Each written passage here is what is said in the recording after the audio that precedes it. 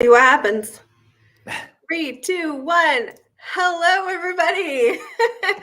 My name is Sarah Nicole Nadler. I'm a money coach for business women. And today I have on this show a very special guest. Now, every time I try this, I point the wrong direction. So this time I'm going to point the right direction. This is Derek.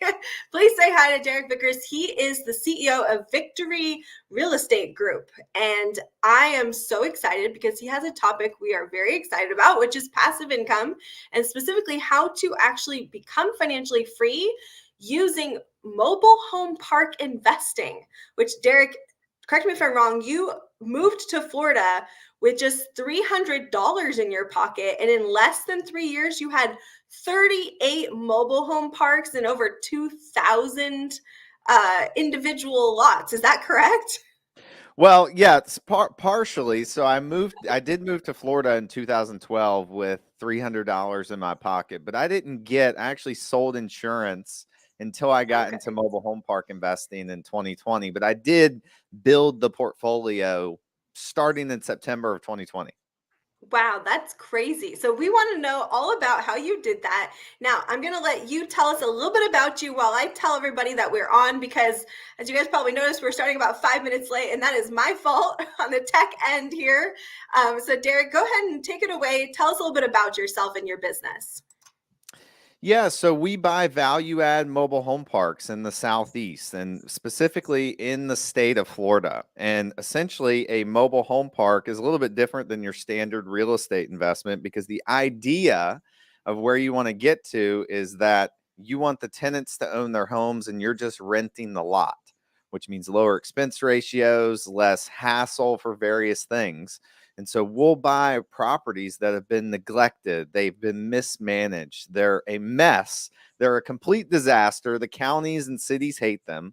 And we actually go back in and bring them back to life by paving the roads, putting new lights in, enforcing rules so people can't have 6 cars on jacks in their yard. They have junk all over in front of their house. And so we'll take a property that would probably be better off being scraped and built like an industrial or a storage complex on top of it, which means less affordable housing.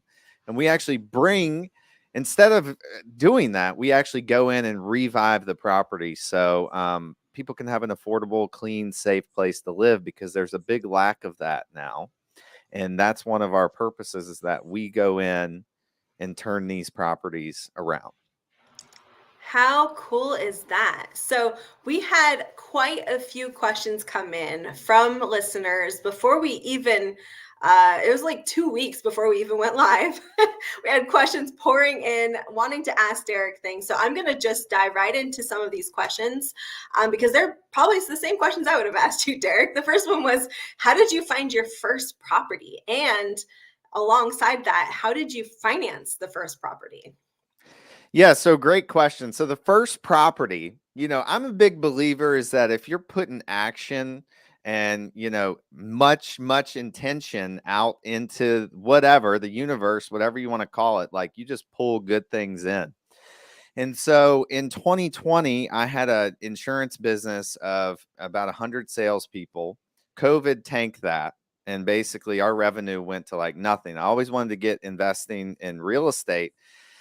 And so, long story short, I found mobile home park investing. I like that because of various things that we can get into. But I just started cold calling mobile home park owners. I'd done that in the insurance business. So, picking up the phone and calling someone and communicating with them was not something that I was apprehensive to doing. So, I found a list in Florida and started cold calling people. And I'd actually met a guy who sort of acted like a mentor, who is now one of my business partners. He had actually owned some mobile home parks before. And so I started sending him deals because I was finding stuff. I was driving deals. And, I think he saw the fire that I had. And I was like, no, I'm getting into this asset class. And so we'd been looking at some properties, and he calls me one day and he's like, hey, man, my operating partner backed out.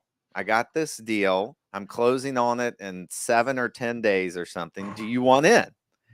And I'm like, I'll call you back. But it was dumb of me to even wait. I called him back. I got off the phone. I'm like, oh, you're an idiot, dude. Just call him back. You want to get into this business. This is your chance. And so he needed an operating partner. And so I got into that deal with no money.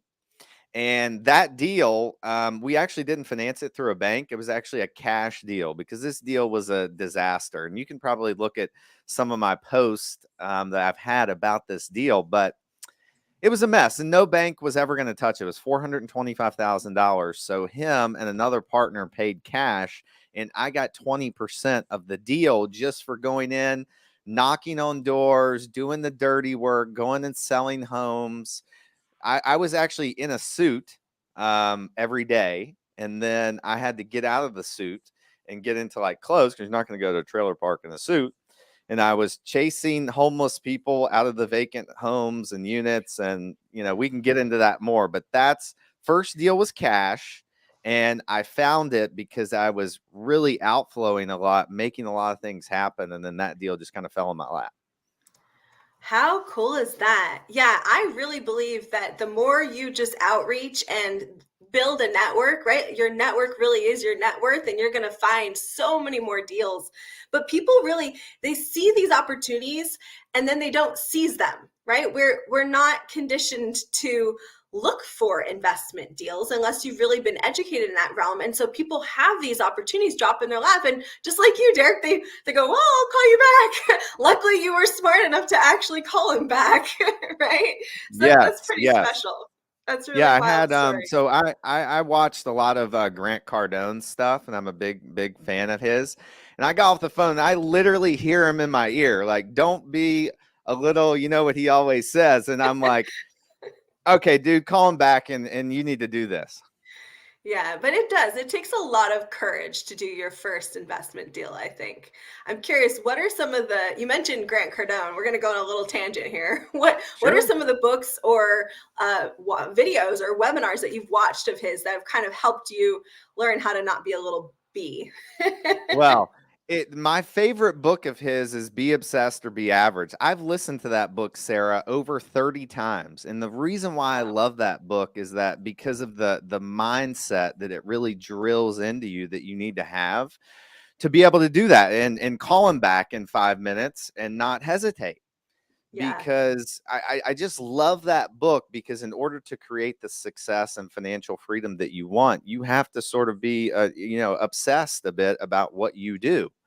And totally. I just love the mindset that book preaches, and it's just a different way of thinking that I wasn't taught in school. Most people still aren't taught in school, and like Yeah, it's just a complete 180 from how we were taught to think. totally. 100%. Have you listened to 10X Mentor? No, I have not. I have not. So he put out a book that is one of those like Audible specials where it's only available if you have an Audible subscription. And it is a fantastic audiobook. Again, I've listened to it 2.5 times now. So Oh, he really is good at that kind of stuff. Very cool. So, yeah. okay, let's get back to the topics that everybody was so interested in. I don't want to take up too much of your time here. So, our You're next good. question was, what were the first steps you had to take? So, coming back to your story, you had this investment deal. Obviously, you were going to pay cash, but what were some of the steps you had to take to do due diligence and really prep yourself to actually do this first investment? Yeah, so to do this first investment, so we only had 7 to 10 days until closing. So due diligence was like thrown out the window. Okay. So I got all kinds of surprises leading up to this deal. But what prepped me in like the first steps? Do you mean first steps on like after the deal was purchased, or how like the first steps I took to actually get to a point where I could do this deal? I actually don't know what the person meant when they asked that question, but let's do, since these guys have never done it, right? Let's do, once you've secured that deal, now you own it. What do we do now to monetize that? Yeah, so this deal particularly, there was a lot of vacant homes on this particular deal. And now in a real estate deal with multiple units, it was a 22 lot park. Your goal is to increase the revenue of the park, so the net income of the deal can actually increase. Net income in real estate is called net operating income, NOI. So if you've ever listen to any real estate things, you've heard that term. It's just net income. It's your income after expenses. And so that determines the value of a property. So if you can go in and raise that, by either getting more people in, getting people that actually live there to pay rent, which I know seems crazy, but you got to get people to pay rent, and lowering the expenses of the property. It could mean water and sewer. It could mean trash bills. It could mean various things. They could be overpaying a property manager. And so in this particular deal, I had to go in and fill up the vacant houses, right? And not to get into the weeds on this, but there was a lot of bad people in this park. So maybe this will give you an idea of how this park was. So the health department for this particular county actually used to take their new employees to this park as an example of like what not to do. This place was a total rundown mess. So it needed a complete overhaul of tenants, expense cleanup, and park cleanup. So the first thing I did, as I mentioned, I went in and started selling those vacant houses, right? And once I sold those houses, we were able to start collecting lot rent from those people. The next thing that we did, the people that weren't paying rent, we had to either buy them out and do like a cash for keys kind of thing, or we had to simply evict them. We had one guy in there that hadn't paid rent in, I think, like 18 months. And COVID just started. Like he was not paying rent way before COVID. So we had a couple of those actors that we had to do. And then we just had to start cleaning up the expenses. Like most of the tenants in there initially weren't paying for water. So you pull in on the weekend and, there's like everyone's washing their car. They got pools, they're filling up. So your water bill is just crazy expensive. So you usually bill back the tenants for the water that they use, just like you and I pay at our apartments or houses, wherever we live. We get a bill for all that stuff. And so that's how you have to go in. And the first steps I took as far as like actually being able to do this. But one thing, when I was in the insurance business, I knew how to manage people. I'd done hard things before, like cold call. And so like, I had to go around to each unit and introduce myself to all the residents. And so it was like pretty nerve wracking. And I was like nervous the first day going in there, but that's what I did. I went and introduced myself, and you have to let them know that you're coming in and changing this place. It's not going to be a dump anymore. What a wild story. So it sounds to me like mobile home parks, at least your first deal, was more like a business that you were trying to make into a boring business than just turnkey investment. Would you say that the rest of the deals that you've done have all been similar, or have you purchased any mobile home parks that truly were just very turnkey investments? Yes, we have purchased some that were turnkey investments, but this is where the value was, Sarah, because we bought this park. So this is a good example. We bought this park for $425,000. We went in, I did all those things I just mentioned. We refinanced the property less than a year later. It reappraised for $1.75 million. And so, yes, there wasn't much cash flow up front. There wasn't. It was a lot of work up front, but we tripled the value of the park in like 9 or 10 months or something. And That so, is insane.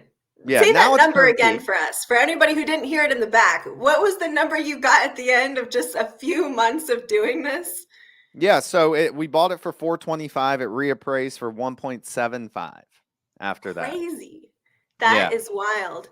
And again, we talk a lot on this show, Derek, about how, passive income has a bit of a misnomer because it's not fully passive, especially when you're first starting out, right? Almost every passive income stream I've ever seen that wasn't like a get rich quick, scammy, weird thing online is there's an initial investment of time or money or both to get it set up.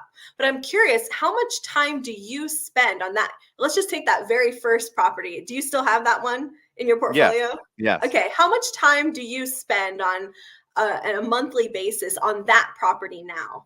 Me personally, Yeah. 0.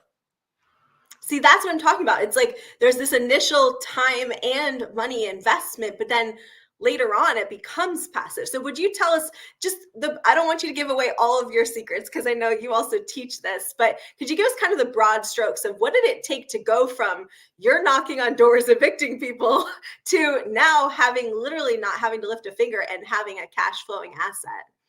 Yeah, so it's a great question because these are some things that a lot of people miss, and I'll give you some gold. If you're buying a value add park or even an apartment building like this, you have to choose your tenants wisely. You may That's one thing that I did really really well, because you want people that pay, you want people that pay on time, you don't want people that have parties, you don't want people that are doing drugs and all this kind of stuff. So you have to really take background checks and things seriously so you get the right tenants in there. Because the more time that you actually spend on that up front, it may take you a little bit longer to fill it up, right? But there's going to be less headache on the back end because you did so well at screening and getting the right people into your property. So I think that's a huge one. And then obviously, changing the look of the property in order to, attract better people in there. But I think if you're buying one of these value add parks like this, you have to make sure that you're getting the right people in and getting the wrong people out, because one bad apple can actually ruin an entire operation. So that's number one. And then also two, getting the systems and processes in place. And this is like little stuff. So getting everyone to pay online, like not giving an option, like we're not taking cash anymore, we're not taking checks. Everyone is going to get a very seamless and easy way to pay online. So therefore, when the first hits, boom, they know. Like it takes some training, especially if you're buying these parks. A lot of times you're buying them from mom and pop that have owned the parks for 20 or 30 years. They take cash, they do all kinds of other crazy stuff that we could go on another show about that I've seen. But and so you have to train these tenants to, like, hey, this is 2023, we're going to pay online. All of our messaging and things is going to be online via email. You can call and talk to somebody if you schedule an appointment. And so just really setting up those systems and processes to where you're not taking all the calls, right? You have someone else that's taking the calls and then filtering out the stuff that you don't need to bother with, if that makes sense. So those are That the main makes things I total would say. sense. Yeah, that's awesome.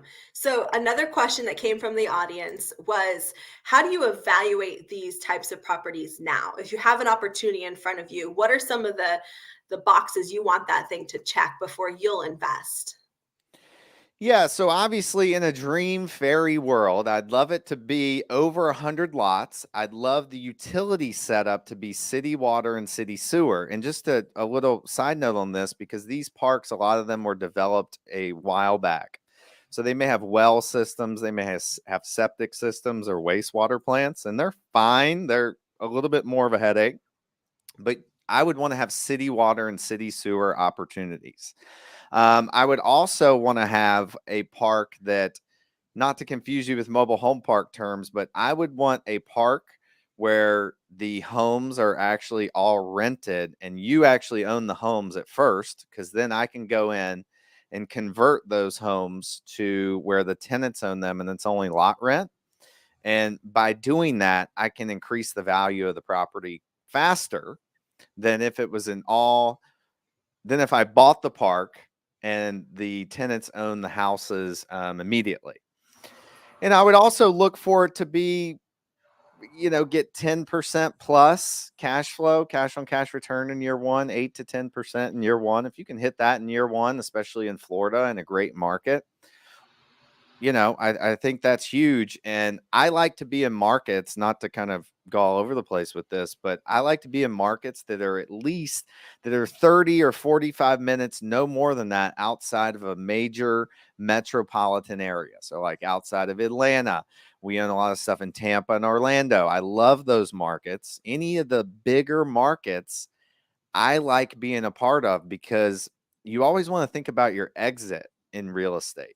So if you buy this property in the middle of nowhere, like, it's not, the value of it is not going to jump like it would if it was in the middle of Tampa.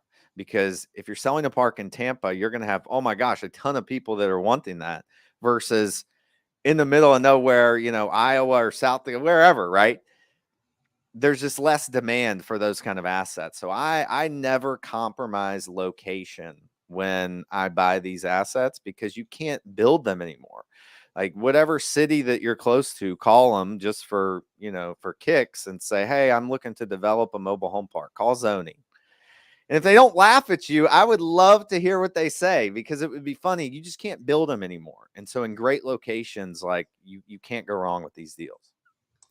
That's awesome. And I want to unpack something you said kind of in passing there that I think is so important, since this is a group about financial literacy and about learning how to invest, right? A lot of our guys are new or very first time investors. And remember, guys, he said that you have to plan your exit as you're purchasing the property. You don't purchase the asset and then plan the exit 5 years later.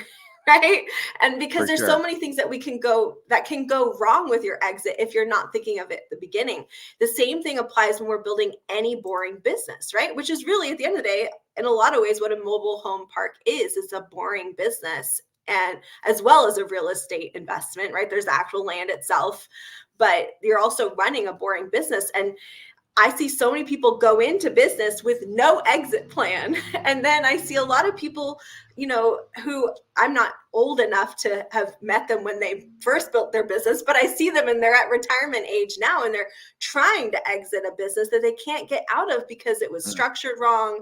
It was built as a personal brand. So of course, who wants to buy it? Right? Like, there's all kinds of silly mistakes we can make in the beginning. So I really love that you said that. And I'm curious, would you share even a couple more tips here on how do we actually plan our exit before we buy, 60 acres of mobile home park? Yeah, I mean, and I got lucky that some of my partners were really like high finance type people. They had dealt in private equity, and that's how these guys think. So I got some of that, mindset that they have, as far as like, hey, we're not going to compromise location. We have to think about our exit strategy. I may never sell anything, but the values of my property, I want to know that there's going to be demand for this asset when I'm exiting it. Again, I always like the location. Like I just don't know how much I can harp on this, is like, hey, you have to buy a good location, and you have to make the business, the park, run without you being there. Because if you're the owner and the manager, just like in any other business, if the business is contingent upon your presence, it is less valuable. And in any business, and in a mobile home park specifically, I mean, people like real estate because the income is, perpetual. But even in a business, like, the more you can make the income perpetual, the more that you can show that, hey, this 30 grand comes in every month, regardless of what happens, regardless of hurricanes and blizzards and, forest fires, whatever, that income still comes in every month. Then the value on the exit is going to be more. And you may not ever exit it. You may just refinance the park. You may refinance the business or whatever and pull some money out and just kind of keep going. But systems and processes, to make it in short, um, location, and really thinking about, yes, I am buying this deal, but who is going to buy this from me in 5 years? Right? Or who am I going to sell this to in 10 years? Because I'm not a seller. I'm a buy and hold kind of guy. But if Blackstone comes and offers us, a stupid number for our portfolio, it's like, we'd probably take it and then just go, build it again. I love that.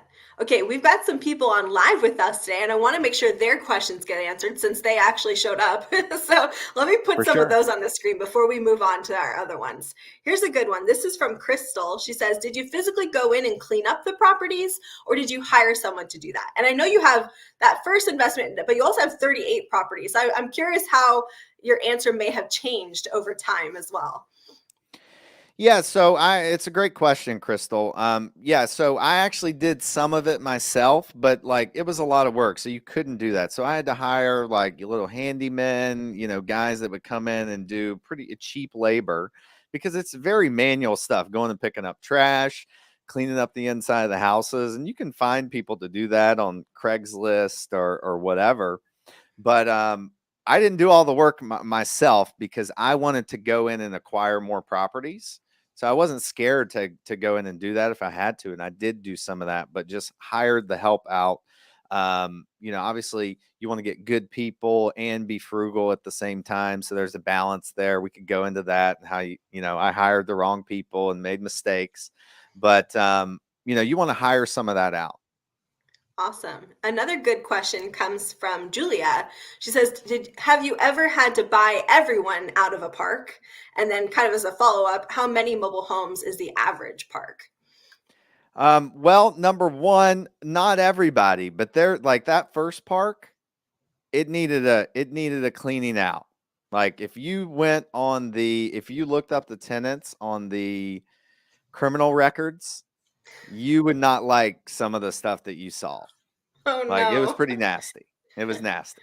So I think we kept maybe 2 people out of the 10 people that lived there when we first got there. And I think they're gone now because of whatever reason. But Yes. um, yes. So I guess sort of almost the whole park, right? Depending on how nasty the deal is that you get. But like we bought a park just down the street here that was like very turnkey. Like we didn't have to do anything. All the same tenants are there. It's very nice. We didn't have to clean up that much. Now you pay for that. You pay more for that. Right. But it's definitely less headache. And it begs my question like, hey, I want to look for some more of those deals now because it's just really, you don't have to do anything. They're easy.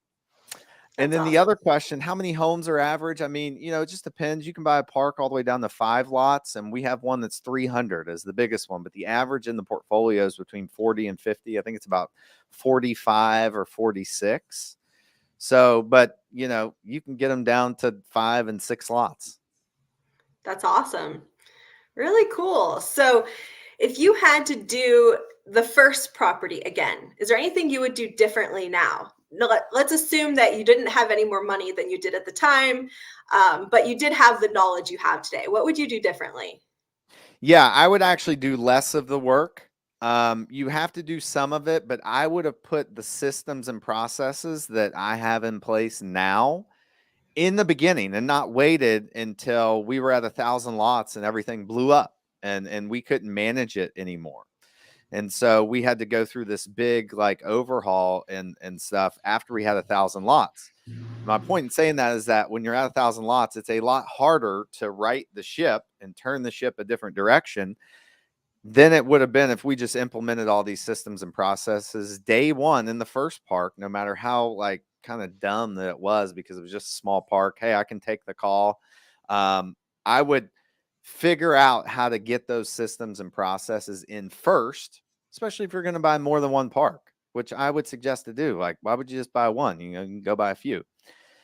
And that'll make it a lot easier for you in the long run. And and I would do differently. I would vet some property managers differently and make sure that we hired quality, ethical people in the beginning. But we were buying stuff so fast that it was hard to do that. So I would just, even slow down a little bit and make sure you get it right. Ooh, that is so awesome. Okay, we had one more question from the audience that's on live. This is from Janice. She says, where do you find these parks for sale? Hey, Janice. So great question. So you can find them many different ways. You can find a list. You can call a municipality. I'm giving you some secrets here. You can call a municipality where you live and ask them for your list of mobile home parks. It'll be maybe the property appraiser or zoning. They'll have that. You can get a list of them because typically you have to have a permit to operate your mobile home park. And so they'll typically have a list of those. Sometimes they make you pay, sometimes they don't. It just depends on the municipality. So that's one way.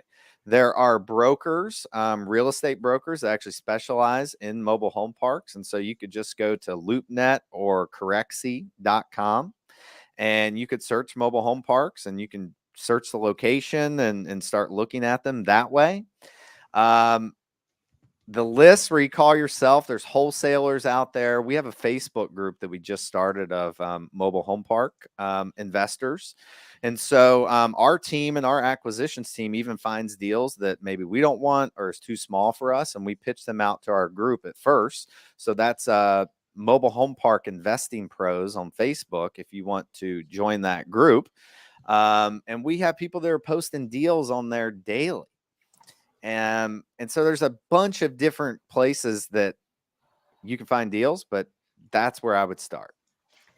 Whew, that was awesome, but I was not moving fast enough and I couldn't get every resource that you mentioned. So I'm going to ask, Derek, would you mind sharing that with me by email? And I'll make sure that all of the links you just mentioned are on our replay page for anybody who missed it. I know one of them you said was loop.net, and then that's as much as my hand could move fast enough to get the rest of them. I'll get them to you. I'll make sure you get them, Sarah. Awesome. Now, speaking of resources, Derek, I know you emailed me earlier today saying you actually have a full webinar that kind of walks through the process step by step by step on how to do this. I'd love to put that up on the banner real fast. So let me get that going here. It's going to scroll along the bottom, you guys. It's derekvickers.com/masterclass webinar. Are there any other resources that you want to share with us today?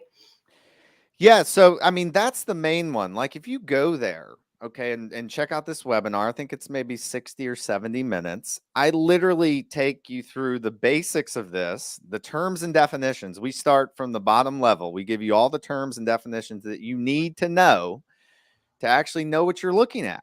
And then we go start there, and then we go to underwriting a deal, which is essentially basically in a layman's term, just trying to figure out if the deal is good or not or worth your time. Right. And so we go through that, the underwriting process, all the way up to closing a deal. We talk about some raising money aspects, if that's what you're going to do, or you're going to buy it yourself. And then we talk about the utility setup. So really in the 70 minutes, if you really wanted to do it, that could essentially be all you needed to know to kind of get started and get moving forward and buying your first park. So if you check that out, Sarah has the link in there. And then we have some other programs too, but I think that's a great starting point so you can learn this asset class. And we have, I have a mentorship program where I mentor people directly and then partner with them on their mobile home park deals. And so I think Sarah will have that. We can put that link on the show notes as well. But we have people in the group right now that are actively finding deals, looking at deals. We do a call where we're actually underwriting deals, and I'm helping them through the process. I'm walking them through so they have me, my head, and all the mistakes that I've made, because I'll admit it, I've made a ton, but they're not going to do that because they have me there. So we have that program as well. What an incredible resource. All right, Derek, we appreciate you coming on the show today so very much. Thank you. Is there anything else you want to share in terms of where people can find you online? Yeah, so you can find me, Derek Vickers 885. I'm not hard to find. I'm on every single social media platform. So Facebook, TikTok, X, LinkedIn, all of them. You can find me on YouTube, and I'm constantly posting content of me talking about mobile home parks. I'm out in the parks going through some of the vacant houses and crazy stuff. I talk about crazy stories. And I also have the MHP Show podcast, which airs every Monday. And so I interview different guests in the mobile home park space, or it's just me, or it's one of my partners. We're on there running our mouths about mobile home parks and crazy stuff. So if you want to check that out, it's on iTunes, Spotify, all the places at the MHP Show. Awesome. Well, thank you so much. We're already getting some wonderful thank yous in the chat. So thank you very much for coming on the show. And yeah, hope we get another chance to interview you in the future when you've taken over the world. All right. Working on it, Sarah. Thank you. Bye. Bye.